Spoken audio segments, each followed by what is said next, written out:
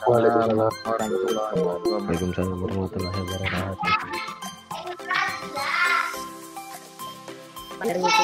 Sehat ya. Oke, sebelum kita mulai belajar, kita berdoa dulu ya. Berdoa dimulai.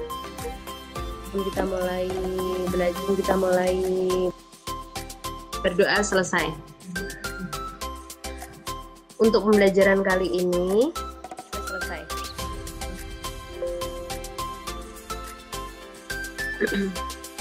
Tentang meneladani sudah sebagian yang sudah kita bahas kemarin ya, tentang kerasulan, tentang sama strategi dakwah Rasulullah ketika di Mekah. Yang pertama adalah secara diam-diam kerasulan, kemudian ini mengulang pembahasan yang kemarin ya.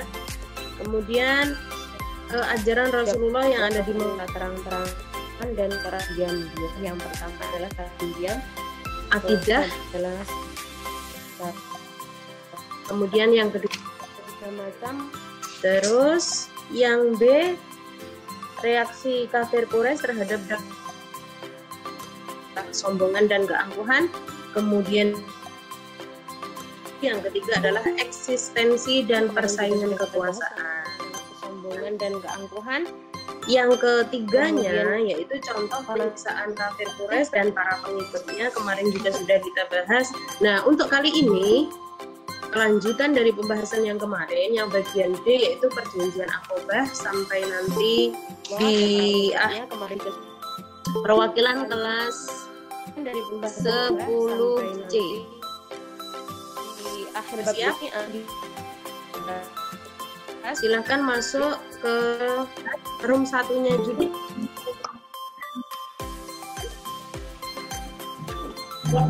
Dari perwakilan kelas 10. Ya Bu. Yang hari ini. Ya, siapa saja Wahyu?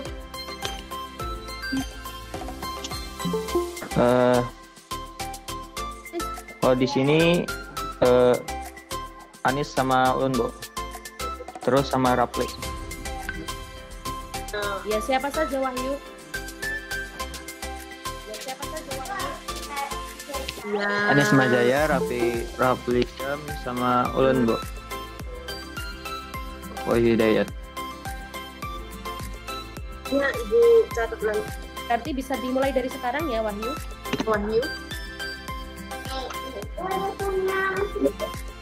Bisa dimulai dari sekarang ya Wahyu? Ya Bu, lagi buka PPT-nya Bu. Oke. Ratman. Oke. Ratman. Lanjutan dari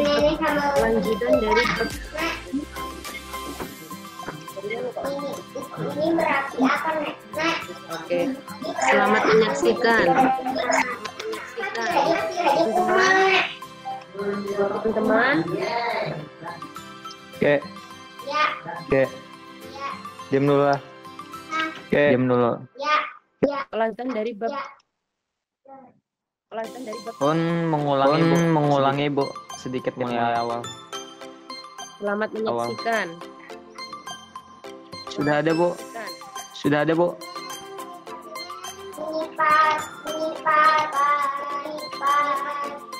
Bu, PPT-nya sudah ada Bu. Iya, boleh diulang. PPT-nya kelihatan Bu.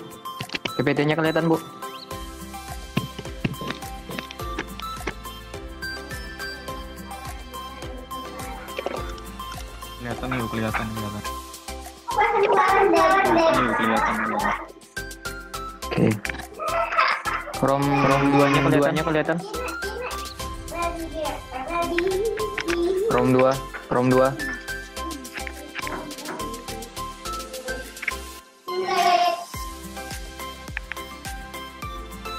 Ini tempatku masih belum ada tempatnya. Rom berapa?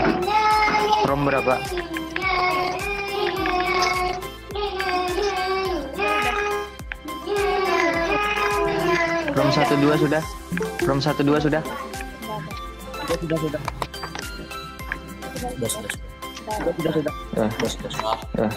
Kita mulai. Assalamualaikum warahmatullahi wabarakatuh.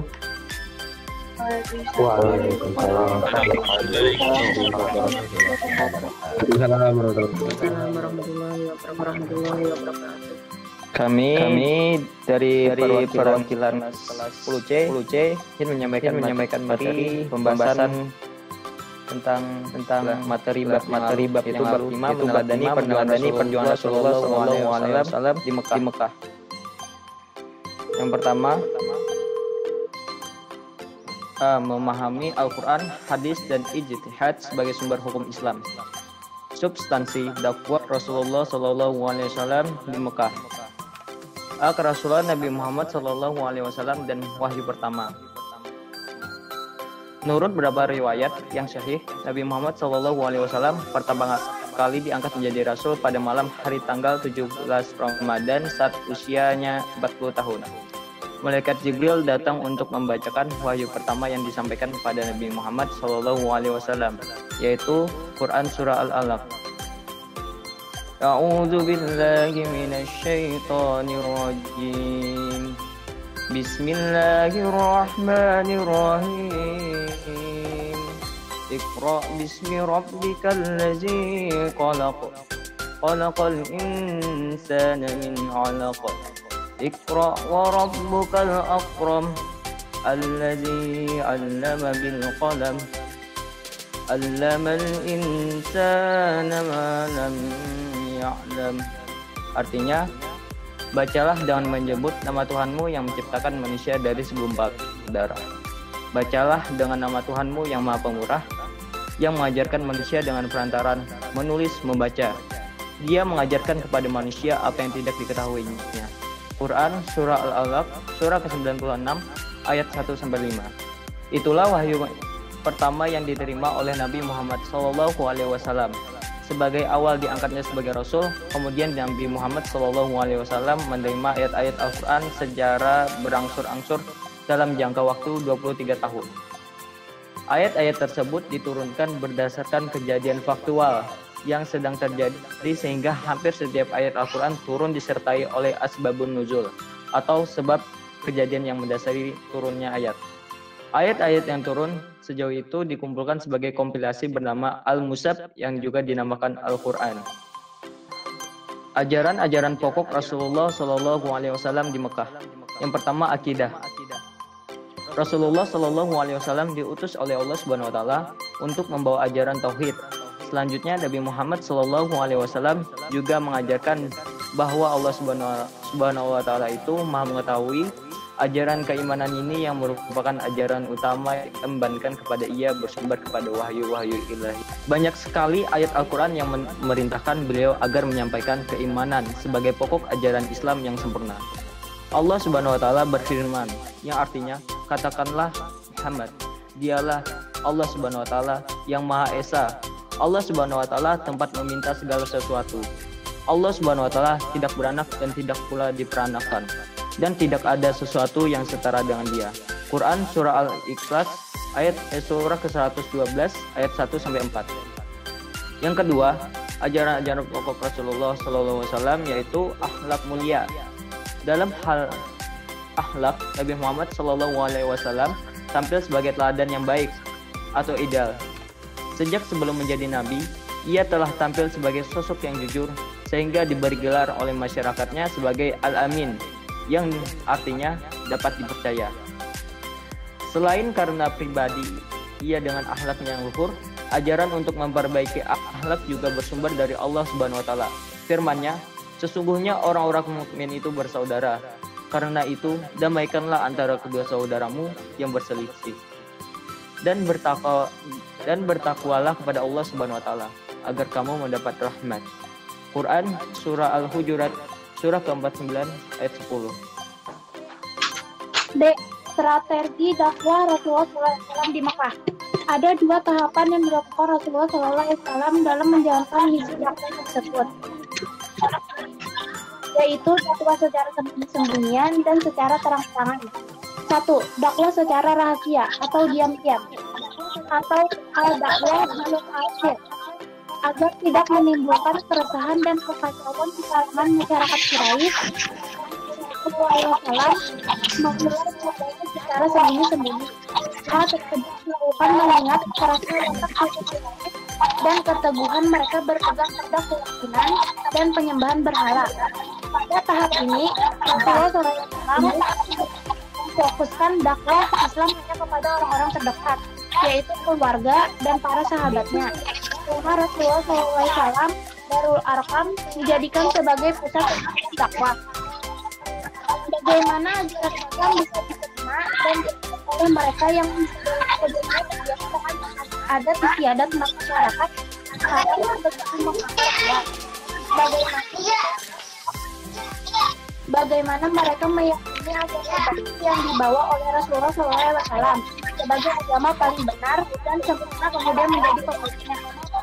Bagaimana pula reaksi orang-orang yang mengetahui bahwa mereka telah meninggalkan agama nenek moyang, yaitu menyembah berhala? Jawaban atas pertanyaan tersebut diantaranya adalah seperti berikut. A. Pribadi Rasulullah SAW yaitu yang begitu luhur dan agung. Tidak pernah ia melakukan hal-hal yang tercela dan hina. Ia adalah pribadi yang sangat jujur dan amanah, al-amin, sabar, bijaksana, dan lemah lembut dalam menyampaikan ajaran serta ajaran Islam. B. Ajaran Islam yang rasional, logis, dan universal, menghargai hak-hak asasi manusia, memberikan hak yang sama, keadilan, dan kepastian hidup setelah mati. C. Menyempurnakan ajaran-ajaran sebelumnya, yaitu ajaran-ajaran yang dibawa oleh para rasul terdahulu berupa penyembahan terhadap Allah SWT, berbuat baik terhadap sesama, menjaga kerukunan, larangan perbuatan tercela seperti membunuh, berzina, dan lain sebagainya. Kesadaran akan tradisi dan kebiasaan-kebiasaan lama yang begitu jauh dari nilai-nilai ketuhanan dan nilai-nilai kemanusiaan. Berdakwah secara diam-diam atau rahasia, al-dakwah bil asir, ini dilaksanakan Rasulullah SAW selama lebih kurang 3 tahun.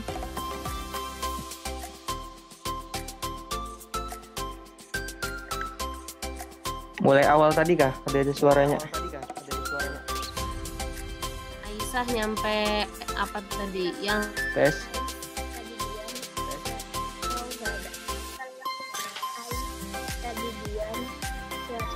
Kau nggak ada. Oke. Kau nggak ada.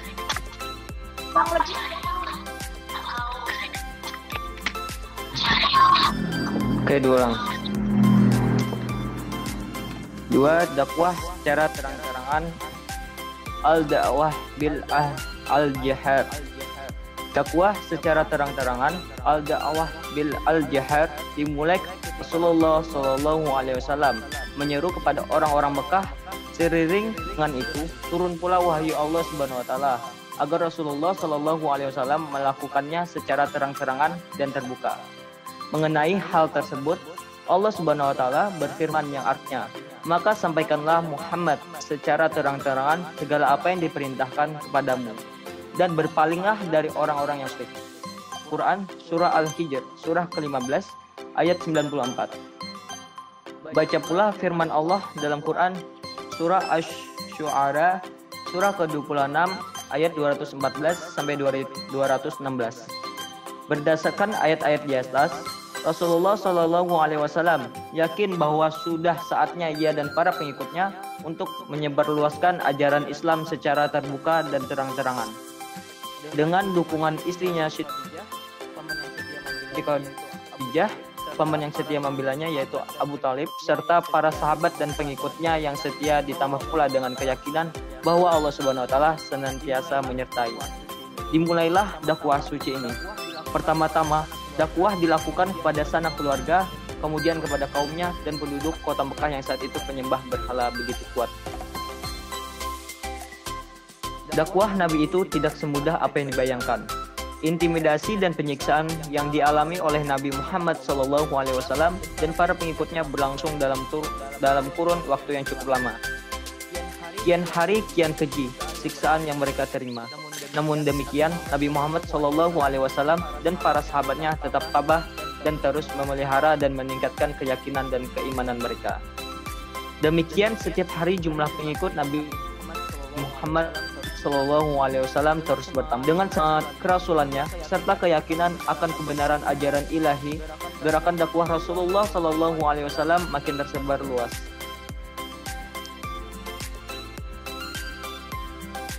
C. Reaksi kafir Quraisy terhadap dakwah Rasulullah SAW. Kaum kafir Quraisy terus berupaya menggalang kekuatan agar Rasulullah SAW dan upayanya dalam penyebaran Islam dapat dihentikan. Berbagai upaya mereka lakukan, mulai mengajak berdialog dengan mengiming-imingi berbagai bantuan hingga kekerasan yang dilakukan terhadap Rasulullah SAW dan para sahabat serta pengikut ajarannya. Puncak dari kejengkelan mereka adalah dengan cara memboikot Rasulullah SAW dan para sahabatnya serta pengikutnya dari boikot ekonomi dan politik. Apa yang menyebabkan mereka begitu keras menolak dan geram terhadap ajaran yang dibawa Rasulullah SAW? Dan apa yang salah dengan ajaran tentang kebenaran dan kasih sayang yang merupakan idaman semua manusia beradab? Ada beberapa alasan mengapa kaum kafir menolak dan menentang ajaran yang dibawa Rasulullah SAW. Di antaranya adalah sebagai berikut. 1. Kesombongan dan keangkuhan. Mereka memandang bahwa mereka lebih mulia dan tinggi derajatnya dari golongan bangsa Arab lainnya. Mereka tidak menerima ajaran persamaan hak dan derajat yang dibawa Islam. Oleh karenanya, mengakui dan menerima ajaran Islam yang dibawa oleh Rasulullah SAW akan menurunkan dan menjatuhkan derajat dan martabat serta mengancam kedudukan mereka. 2. Fanatisme buta terhadap leluhur kebiasaan yang telah mengekar kuat dan turun-temurun dalam melaksanakan penyembahan berhala dan kemusyrikan lainnya, menyebabkan mereka sangat sulit menerima ajaran tauhid dan menyembah Allah SWT. Fanatisme terhadap ajaran leluhur jelas-jelas telah menenggelamkan mereka ke dalam kesesatan yang nyata. Fakta tersebut ditegaskan oleh Allah SWT dalam firman-Nya. Dan apabila dikatakan kepada mereka, marilah mengikuti apa yang diturunkan Allah SWT dan mengikuti Rasul, mereka menjawab, cukup bagi kami apa yang kami dapati. Nenek moyang kami mengerjakannya. Apakah mereka akan mengikuti juga nenek moyang mereka walaupun nenek moyang mereka itu tidak mengetahui apa-apa dan tidak pula mendapat petunjuk? Quran Surah Al-Maidah Surah kelima ayat 104. 3. Eksistensi dan persaingan kekuasaan. Penolakan mereka terhadap ajaran Rasulullah SAW secara politis dapat melemahkan eksistensi dan pengaruh kekuasaan mereka. Jika mereka menerima Rasulullah SAW dengan ajaran yang dibawanya, tentu saja akan berakibat pada lemahnya pengaruh dan kekuasaan mereka. D. Contoh-contoh penistaan Quraisy terhadap Rasulullah SAW dan para pengikutnya. Berikut adalah contoh-contoh penistaan kafir Quraisy terhadap Rasulullah SAW dan para pengikutnya.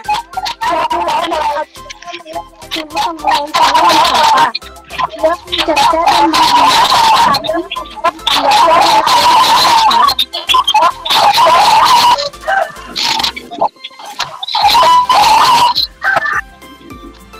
suatu hari Abu Jahal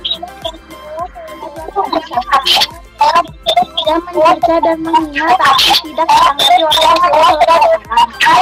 Dia bilang, Abu Jahal bergabung dengan kaum Quraisy di samping Ka'bah. Hamzah paman Rasulullah serayun Bakir mencari Abu Jahal. Dia kemudian menemukan Abu Jahal yang sedang duduk di samping Ka'bah dengan kelompoknya kaum Quraisy. Tanpa banyak bicara, ia langsung mengangkat busur dan memukulkannya ke kepala Abu Jahal hingga tengkoraknya telah terluka. Engkau mencerca dia, Rasulullah SAW. Padahal aku sudah memeluk agamanya.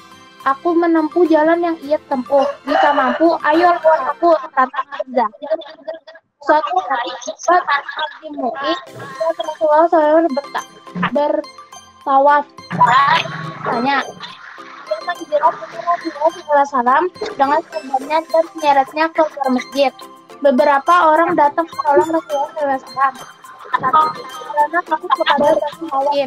Pemeriksaan lain dilakukan oleh dirinya sendiri, yaitu Abu Lahab dan yang para kejutan. Rasulullah SAW bertangga dengan mereka. Mereka tak pernah berhenti meletakkan barang-barang kotor kepadanya. Suatu hari mereka melemparkan kotoran domba ke kepala Nabi. Sekali lagi, Hamzah membalasnya dengan menimpakan barang yang sama ke kepala Abu Lahab. Quraisy memboikot kaum muslimin.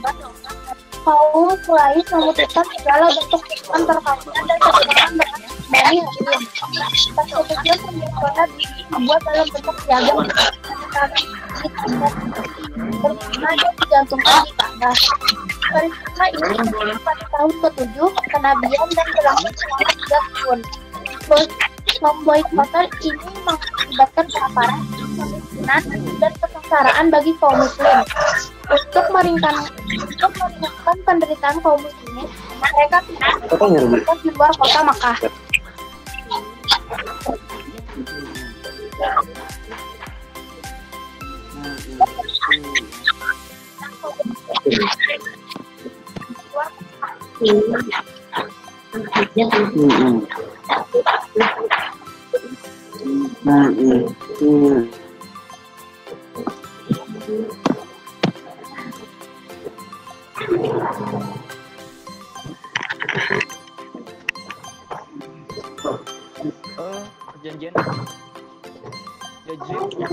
Perjanjian Yajrib merupakan kota yang dihuni oleh orang Yahudi dan Arab dari suku Aus dan Khazraj. Kedua suku ini selalu berperang merebut kekuasaan. Hubungan Aus dan Khazraj dengan Yahudi membuat mereka memiliki pengetahuan tentang agama Samawi. Inilah salah satu faktor yang menyebabkan kedua suku Arab tersebut lebih mudah menerima kehadiran Nabi Muhammad SAW. Kedatangan orang-orang Khazraj ke Mekah diketahui oleh Nabi Muhammad SAW, dan ia pun segera menemui mereka. Setelah Nabi berbicara dan mengajak mereka untuk memeluk agama Islam, mereka pun saling berpandangan dan salah seorang dari mereka berkata, "Sungguh inilah Nabi yang pernah dijanjikan oleh orang-orang Yahudi kepada, dan jangan sampai mereka Yahudi mendahului kita." Setelah itu mereka kembali ke Yajrib menyampaikan berita kenabian Muhammad SAW.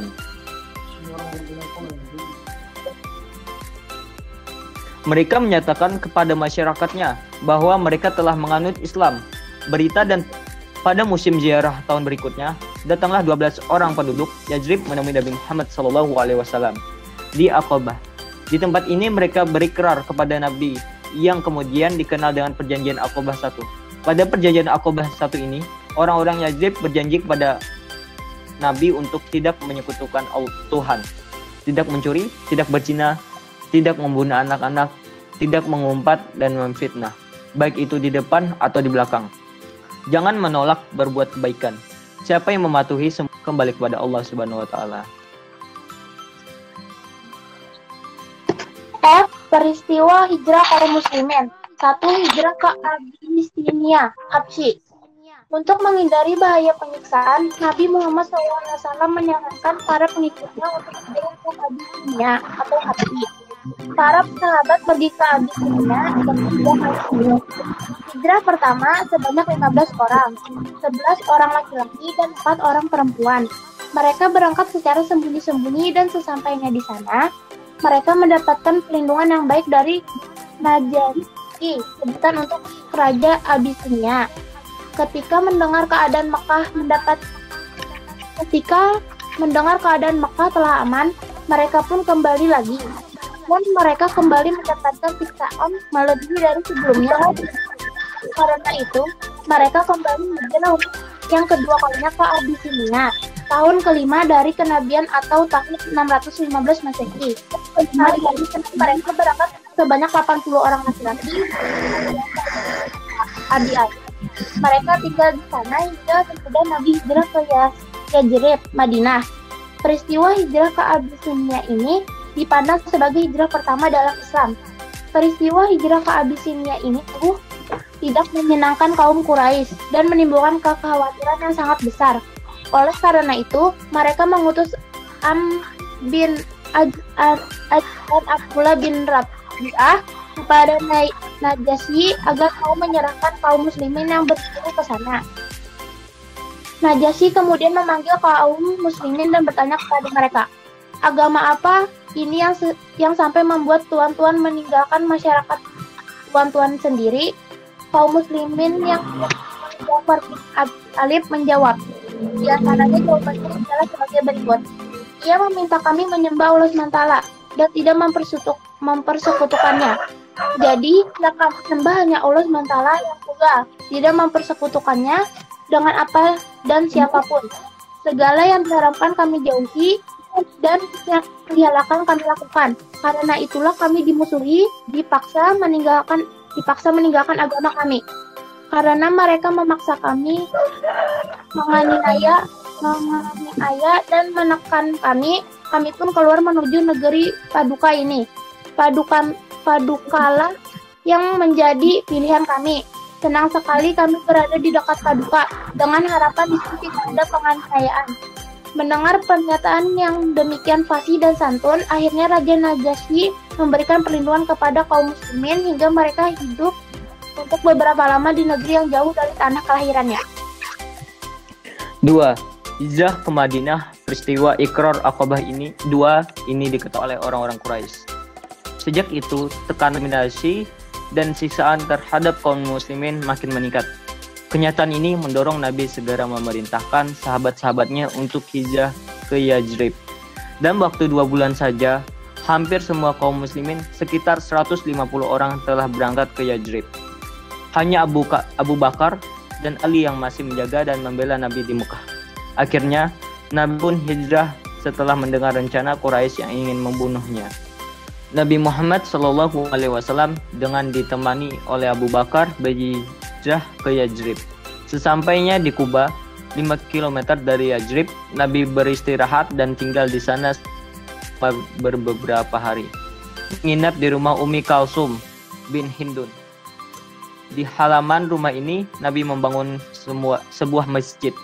Inilah masjid pertama yang dibangun pada masa Islam yang kemudian dikenal dengan Masjid Kuba.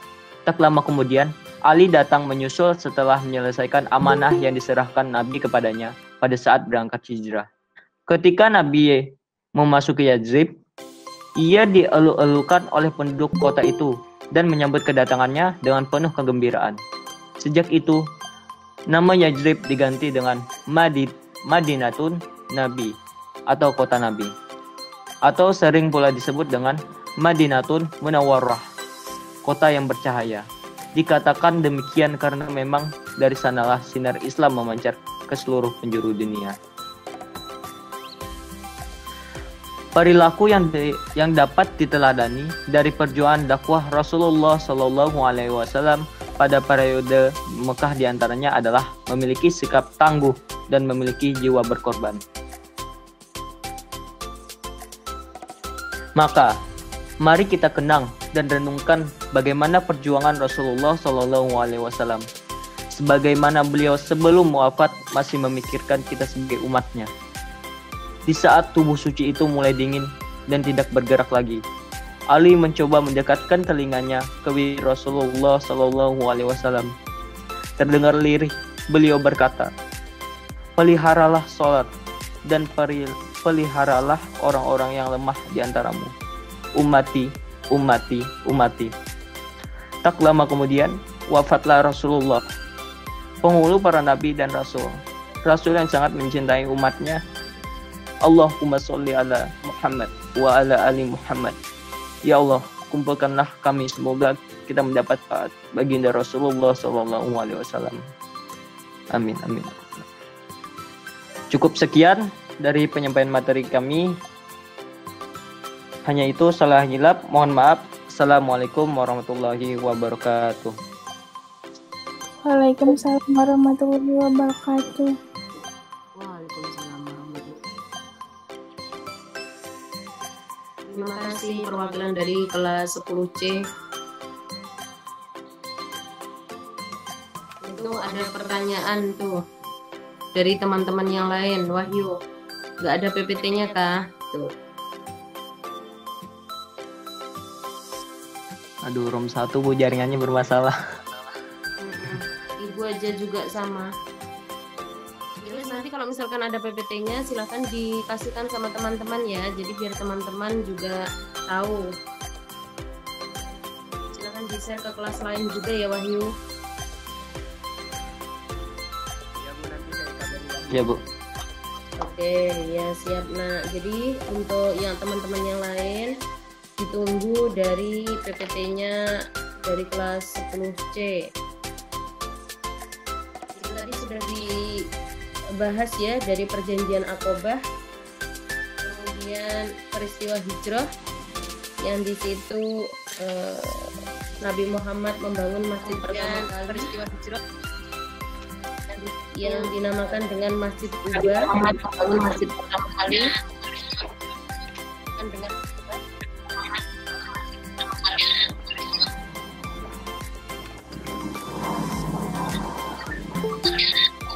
Wahyu, mute Wahyu.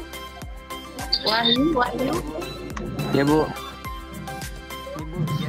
Ini Bu, jaringannya sulit Bu. Agak berat matnya. Wah, pantesan kamu dari tadi gitu. Oke, ya siap. Jadi dari peristiwa hijrah tadi ya, dari yang di Mekah maupun di Madinah tadi sudah kita bahas, sampai yang terakhir adalah menyebut kota yang dinamakan dengan Madinatul Nabi, bisa juga dinamakan dengan Madinatul Munawwarah, artinya yaitu kota yang bercahaya. Kalau Madinatul Nabi itu artinya adalah kota Nabi. Kemudian penerapan sikap mulia, yang pertama adalah memiliki sikap tangguh. Jadi yang bisa kita ambil dari peristiwa Nabi Muhammad yang ada di Mekah itu yang pertama adalah memiliki sikap tangguh. Kemudian dari sikap tangguh dalam kehidupan sehari-hari baik di lingkungan keluarga, sekolah maupun masyarakat, diantaranya sebagai berikut. Dibacakan ya. Untuk yang pertama, menggunakan waktu untuk belajar dengan sungguh-sungguh akan mendapatkan prestasi yang tinggi. Yang kedua, secara terus-menerus menunda sesuatu yang belum mendapatkan pekerjaan sampai ditemukan solusi untuk mengatasinya. Jadi harus sampai ketemu solusi, caranya seperti apa gitu. Harus jangan sampai putus di tengah jalan. Kemudian yang ketiga, melaksanakan segala peraturan di sekolah sebagai bentuk pengolahan sikap disiplin dan tanggung jawab. Keempatnya, menjalankan segala perintah agama dan menjauhi larangannya dengan penuh keikhlasan. Itu bisa dikatakan dengan taat. Yang kelimanya, tidak putus asa ketika mengalami kegagalan dalam meraih suatu keinginan. Jadikan kegagalan sebagai tambuk agar tidak mengalaminya lagi di kemudian hari. Jadi apabila gagal itu kita tidak boleh putus asa, harus kita ulang lagi agar lebih baik. Semoga hasilnya juga akan lebih baik. Kemudian memiliki jiwa berkorban. Contohnya di sini adalah menyisihkan waktu sebaik mungkin untuk kegiatan yang bermanfaat. Kemudian yang keduanya, mendahulukan kepentingan bersama di atas kepentingan pribadi. Kalian sudah paham. Kemudian yang ketiganya adalah menyisihkan sebagian harta untuk membantu orang lain yang membutuhkan. Salah satu contoh yang sudah kamu lakukan adalah sedekah pada hari Jumat untuk besok. Jadi disiapkan untuk hari ini, bersedekah untuk besok. Jadi sedekah Jumat itu kan tidak disuruh untuk banyak-banyak, sudah ada ketentuannya kan. Misalkan kamu punya segitu, apabila kamu tambahkan juga malah baik, malah akan bertambah. Jadi jangan sampai bersedekah itu menunggu punya atau menunggu kaya, tidak boleh seperti itu. Jadi harus kita lakukan dari sekarang. dengan bersedekah, maka yang lainnya akan mengikuti. Semakin lebih baik, salah satunya adalah rezeki. Bukan rezeki kalian saja, tapi semoga ke rezeki orang tua juga semakin lebih baik, lebih berkah. Tidak hanya banyak loh ya berkah, yang namanya berkah itu yang cukup untuk semuanya. Kalau banyak itu belum tentu mencukupi, tapi kalau sudah berkah itu walaupun sedikit tetapi cukup untuk semuanya. Seperti itu ya dari penerapan sikap yang mulia. Ada yang mau menambahkan dari kelas manapun?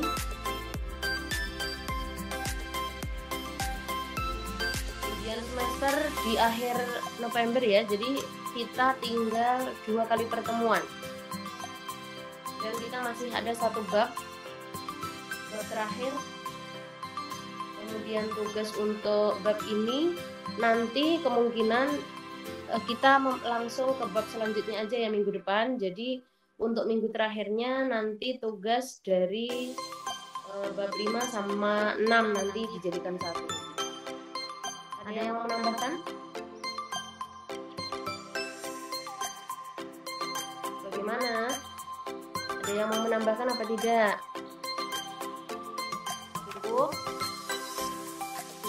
dari ibu yang kemarin sama hari ini disampaikan dari kelas 10C. Sudah paham ya? Oke, 1 pertanyaan buat kalian, cek ya, ini ngecek aja. Siapapun boleh menjawab nanti cepet-cepetan. Dengarkan untuk yang pertama kali. Nabi Muhammad itu diangkat jadi Rasul itu kapan? Malam 17 Ramadan. Pada usia berapa? 40 tahun. Berapa Mas? 40 tahun, Bu. 40 tahun. Iya Alif, terima kasih Alif. Reza Robbi, terima kasih sudah menjawab lewat chat. Ya, terima kasih Wahyu sudah menjawabkan. Jadi Nabi Muhammad diangkat menjadi Rasul itu pada tanggal 17 Ramadan. Kemudian di usia 40 tahun. Berarti masih ingat semua ya. Terus Wahyu, tolong disimpan dulu jawabannya. Kasih kesempatan buat yang lain ya Wahyu. Oke, karena Wahyu tadi sudah menjawab. Untuk yang keduanya, wahyu pertama kali yang diturunkan oleh Allah kepada Nabi Muhammad melalui malaikat Jibril itu surah apa?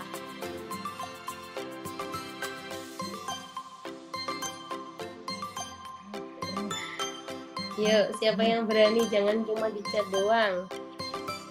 Ya, silakan. Ya, Muhammad Alvin Ababil, namanya nih hampir sama dengan ibu. Muhammad Alvin Ababil, surat Al-Alaq ayat 1 sampai 5. Sekarang sebutkan Alvin ayat terakhir dari itu tadi. Ayat 5 berarti. Ayat 5-nya dari surat Al-Alaq, Alvin Ababil.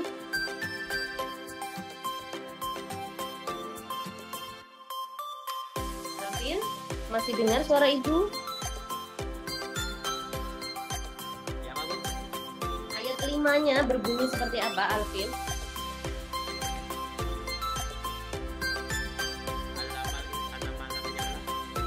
Terima kasih Alvin. Semangat ya belajarnya. Oke. Terus apa itu? Turunnya wahyu pertama kali itu di mana? Turunnya wahyu pertama kali itu ada di mana? Bukan Wahyu Hidayat tuh ya. Turunnya wahyu pertama kali itu ada di mana? Yuk, boleh perempuan karena perempuan belum ada suaranya. Akil Kuranta, coba ngomong. 2 itu banyak loh, jangan 2 saja. Iya siapa? Alif, ayo Alif Alfarizi. Boleh Alif? Di gua Oh iya, terima kasih Alif Al-Farizi. Oke, terima kasih anak-anak yang sudah antusias untuk menjawab pertanyaan yang Ibu kasih. Dari jawaban yang ada di chat semuanya benar. 2. Akil Kuranta tambahi ya, 2 Hiro. Benar. Muhammad Nazril Ihram benar. Adam Sayyidina. Oke. Jadi kalian sudah paham ya mengenai kerasulan Nabi Muhammad, peristiwa yang dialami oleh Nabi Muhammad seperti apa. Mari kita ambil pelajaran, semoga kedepannya kita semakin lebih baik. Jadi belajar itu tidak harus menunggu guru atau menunggu siapapun, tapi kita harus belajar untuk mencari ilmu yang bermanfaat dari manapun. Bahkan dari anak kecil pun bisa kita ambil ilmunya. Itu ya. Itu saja yang dapat Ibu sampaikan. Salah khilaf mohon maaf. Kita bertemu lagi di minggu depan dengan membahas bab selanjutnya. Nanti akan Ibu kasih ke kelas berapa? Ada yang mau request? Belum pernah Ibu kasih ya. Aja kelas F. 10F. 10F itu Septian ketua kelasnya. Septian ada di room 2 ya. Septian. Oh iya, Septian kemarin yang minggu lalu katanya suara Ibu nggak ada. Oke, nanti Ibu cek aja dari perwakilan dari kelas 10F ketua kelasnya Septian. Kita bertemu lagi minggu depan ya. Jaga kesehatan kalian. Semoga semuanya sehat-sehat selalu. Bisa bertemu di minggu depan kita nanti. Oke. Ibu akhiri. Wassalamualaikum warahmatullahi wabarakatuh.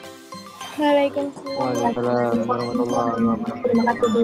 Terima kasih Bu.